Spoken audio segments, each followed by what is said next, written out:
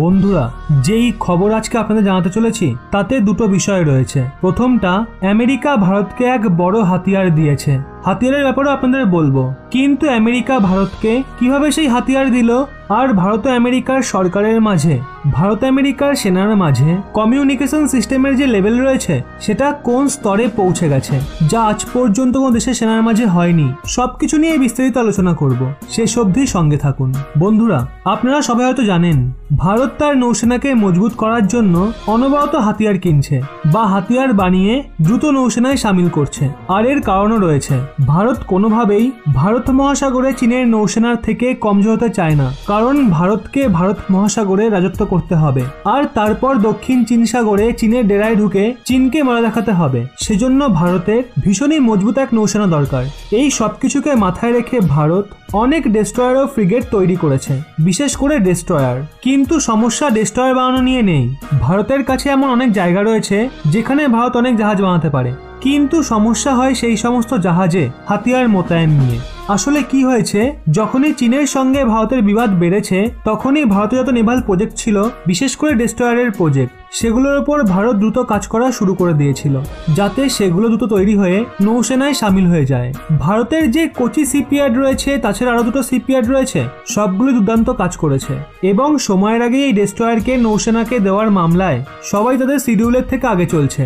কিন্তু এখন সমস্যা আসছে এগুলোর হাতিয়ার নিয়ে। দুনিয়াতে আপনি যতই নৌসেনার শিপইয়ার্ড বা ডেস্ট্রয়ারগুলোকে লক্ষ্য করবেন, সবেতেই দেখবেন ওগুলোতে সবার আগে যে হাতিয়ার লাগানো হয় সেটা হলো মেন ব্যাটেল গান। এর ব্যবহার সবার প্রথমে হয় আর এই হাতিয়ারই সবচেয়ে বেশি কাজের, কারণ এই হাতিয়ার একটা যুদ্ধবিমানকেও নিশানা করে ধ্বংস করতে পারে, কোনো ড্রোন বা কোনো শিপকে খুব খারাপভাবে তছনছ করতে পারে। আর ভারতের কাছে এটাই ছিল না। এতদিন ভারত সেটা কিনতো ইতালির এক কোম্পানির থেকে, কিন্তু ওই কোম্পানিতে কিছু সমস্যা হয়, কোনো করাপশন ইস্যু হয়।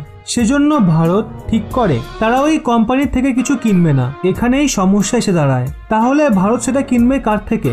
এক্ষেত্রে আমেরিকা ভারতের এমার্জেন্সিতে সাহায্য করার জন্য এগিয়ে আসে। আমেরিকা সাহায্য কিভাবে করে দেখুন।